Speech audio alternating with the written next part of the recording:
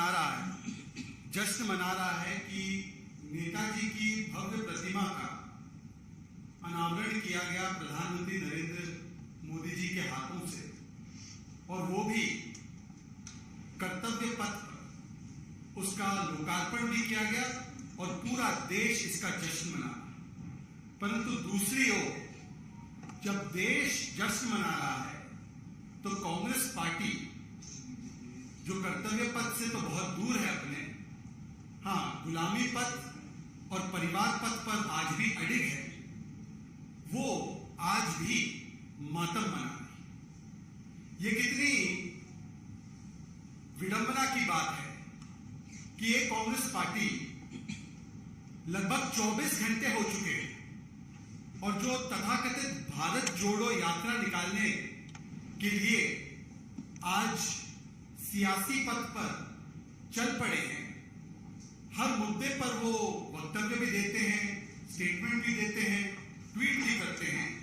लगभग 24 घंटे हो चुके हैं, परंतु अभी तक ना राहुल गांधी का, ना प्रियंका वाड्रा का, ना किसी बड़े कांग्रेस के नेता का कोई भी वक्तव्य आया है कि नेताजी सुभाष चंद्र बोस की इतनी भव्य प्रतिमा का लोकार्पण अनावरण किया गया है, तो वो उसका खुलकर खुले मन से स्वागत करते हैं।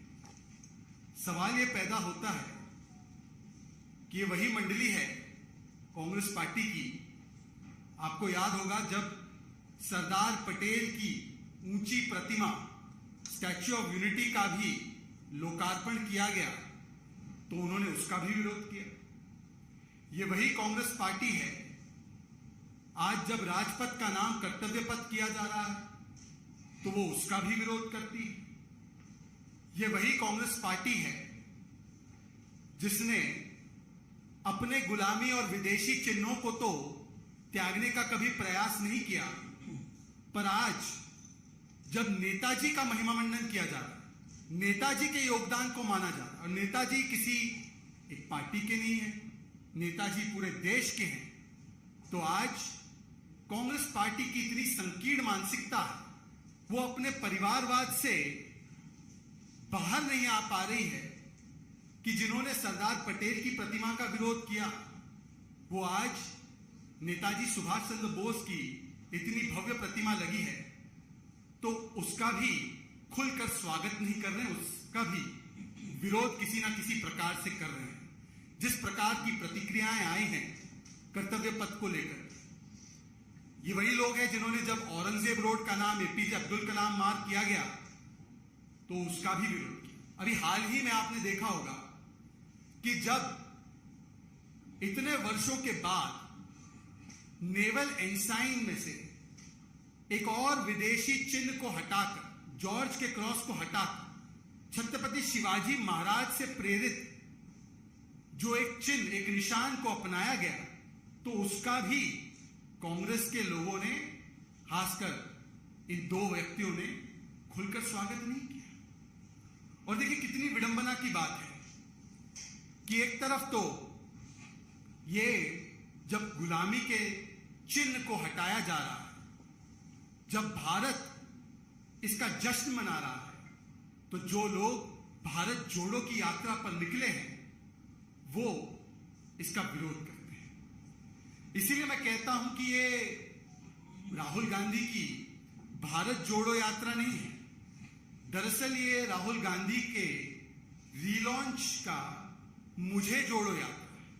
आपने तो देखा ही होगा कि किस प्रकार से कई नेता दिल्ली आ रहे हैं, कुछ नेता 2024 के लिए भी अपनी दावेदारी अभी से पेश कर रहे हैं।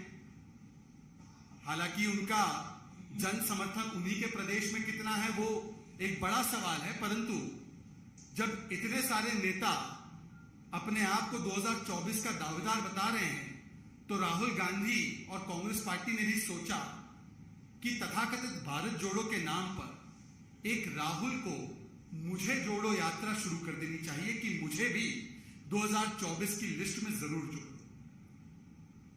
राहुल गांधी कहते हैं आज कि नफरत फैलाई जाए। राहुल गांधी जी भारत जोड़ो तो आप कर ही लेना बाद में, परंतु पहले आप हिपोक्रेसी छोड़ो। जिस कांग्रेस पार्टी के सरकार के तहत हाशिमपुरा, जलगांव, मुंबई, मीरठ, मलियाना, मुंबई के और भी दंगे, नेल्ली, दिल्ली 1984 ऐसे बड़े दंगे हुए और मुजफ्फरनगर का भी दंगा हुआ, जिनकी देख रेख में सारे दंगे हुए, हजारों लोग मारे गए और उन दंगों पर कार्रवाई करने के बदले लोगों ने बयान दिए कि बड़ा पेड़ गिरता है तो धरती थोड़ी सी हिलती है, तब वो लोग कहते हैं कि नफरत फैलाने का काम आज हो रहा है देश। राहुल गांधी हिपोक्रेसी छोड़, और यदि और कहीं पीछे इतिहास में नहीं देखना है तो एक नजर राजस्थान में ही मुड़कर देख लीजिए। करौली का दंगा, छाबड़ा का दंगा, झालावाड़, टोंक, भीलवाड़ा, आए दिन वहां पर जिस प्रकार की सांप्रदायिक घटनाएं होती है और अशोक गहलोत जी के किस प्रकार के वक्तव्य आते हैं वो तो पूरे देश ने देखा है। परंतु सवाल आपसे यह है कि राजस्थान में जो नफरत फैल रही है और उस नफरत को फैलाने वाले करौली के मुख्य आरोपी मतलूब अहमद को आज तक तो राजस्थान की पुलिस और सरकार गिरफ्तार नहीं कर पाई। राजस्थान में छाबड़ा के दंगों में नफरत फैलाने वाले को तो इफ्तार पार्टी में बुला लिया था राजस्थान के सरकार के बड़े बड़े नेता। तो नफरत कौन फैला रहा है? राहुल गांधी। देखिए, राहुल गांधी जी का इतिहास जो है, उनके पार्टी का इतिहास जो है वो भारत तोड़ो का है, जो कल तक टुकड़े टुकड़े लॉबी की पैरवी करते थे, जिन्होंने जाकर उन लोगों की पैरवी की जो भारत के टुकड़े टुकड़े करवाना चाहते थे, आज वो भारत जोड़ो यात्रा पर निकल चुके हैं। इसीलिए मैं कहता हूं कि हिपोक्रेसी छोड़ो। और राहुल गांधी जी, अगर हिपोक्रेसी छोड़ो नहीं हो पाता तो कम से कम भ्रष्टाचार छोड़ो, कम से कम दुष्प्रचार छोड़ो, कम से कम भारत को बदनाम करने की ये आपकी मुहिम छोड़ो और कम से कम तुष्टीकरण की राजनीति छोड़ो। वैसे भारत जोड़ो यात्रा इन्होंने निकाली है। मेरे मन में एक सवाल आया अभी कि नेताजी सुभाष चंद्र बोस के प्रतिमा पर तो कुछ प्रतिक्रिया अभी तक दे नहीं पाए। राजपथ से कर्तव्य पथ हुआ तो उसका भी विरोध किया, परंतु भारत तो जोड़ने का काम सरदार पटेल ने बहुत पहले ही कर दिया। यह अलग विषय है कि आपकी पार्टी ने और खास करके एक परिवार ने अपने योगदान को बड़ा बताने के लिए अपने ही महिमा मंडन के चक्कर में बार बार देश के स्वतंत्रता सेनानियों का अपमान करने का काम किया। चाहे वो सरदार पटेल हो, चाहे वो बाबा साहेब आंबेडकर हो, या चाहे वो नेताजी सुभाष चंद्र बोस हो। हर बार केवल एक परिवार का महिमा मंडन और गुणगान किया गया, और जब सरदार पटेल या नेताजी के योगदान को सराहने की बात हुई, उसको याद करने की बात हुई, तो किस प्रकार का रवैया इस परिवार ने दिखाया है ये आज भी आपके सामने है। कि भारत जोड़ो की यात्रा यदि ये शुरू भी करते हैं तो सरदार पटेल को नमन करते हुए नहीं करते, एक परिवार के सदस्य को ही नमन करते हुए इस यात्रा को आरंभ करते हैं। यह दिखाता है कि ये यात्रा दरअसल भारत जोड़ो है ही नहीं, दरअसल ये यात्रा परिवार जोड़ो। और इसीलिए मैं कहता हूं कि परिवार जोड़ो यात्रा में जनता नहीं जुड़ पाई। यह यात्रा पद यात्रा तो है, पर वो वाली पद यात्रा नहीं जो आप समझ रहे। यह पद के लिए की जाने वाली यात्रा है। परिवार को एक तो सत्ता से जोड़ो, राहुल को किसी प्रकार से पीएम पद की उम्मीदवारी से जोड़ो, और जीजाजी को किसी प्रकार से पार्टी के किसी पद से जोड़ो। हमने तो पोस्टर देख भी दिए कि किस प्रकार से एक ही परिवार के अलग अलग पोस्टर सब जगह छाए हुए हैं, क्योंकि ये भारत जोड़ो नहीं, ये केवल और केवल परिवार जोड़ो और भ्रष्टाचार जोड़ो। देखिए, राहुल जी ने एक और बात कही कि कॉन्वर्सेशन इस देश में टूट चुका है, कॉन्वर्सेशन हैज ब्रोकन डाउन। ये कहना है राहुल गांधी जी। 150 से अधिक, मेरी संख्या शायद कम हो सकती है, 150 से अधिक छोटे बड़े कांग्रेस के नेता कांग्रेस पार्टी से दूर हो गए, छिटक गए। कांग्रेस पार्टी का कॉन्वर्सेशन कब से टूटा पड़ा। कांग्रेस पार्टी के लिए जो लगभग 50 चुनाव आपके नेतृत्व में लड़े गए, उसमें से 40 आपने हरवा दिए। 2 लोकसभा के चुनाव आप हरवा दिए। जनता से कॉन्वर्सेशन टूटा हुआ, परंतु देश में कॉन्वर्सेशन ब्रोकन है, टूटा हुआ है। इसकी चिंता करने से पहले कम से कम अपनी पार्टी में भारत जोड़ो करने से पहले गुलाम नबी आजाद को ही जोड़ो, आनंद शर्मा जी को जोड़ो, मनीष तिवारी जी की बात सुनकर उनको जोड़ दो, राज बब्बर जी को जोड़ दो, शशि थरूर जी को भी जोड़ दो।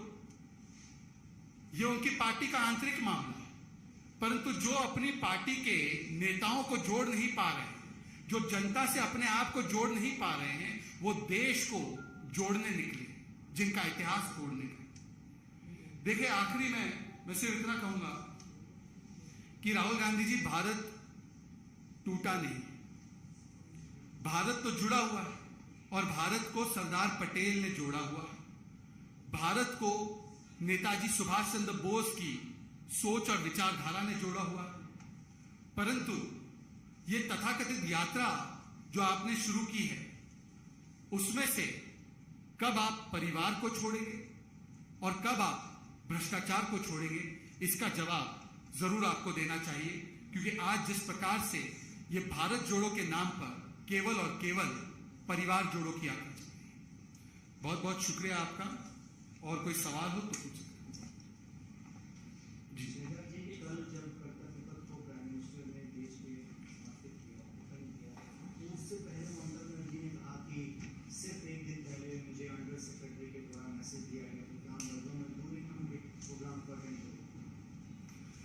देखिए, मुझे लगता है कि यदि उनके मन में सच्ची श्रद्धा और भाव हैं, तो नेताजी के लिए जो आज इतना बड़ा उनके योगदान को याद करने के लिए कदम उठाया गया, उसका विरोध करने के बदले ये एक राष्ट्रीय कार्यक्रम था जिसमें सभी को शामिल होना चाहिए था। ये राजनीति का नहीं, ये राष्ट्र नीति का विषय था। बहुत बहुत धन्यवाद। Thank you.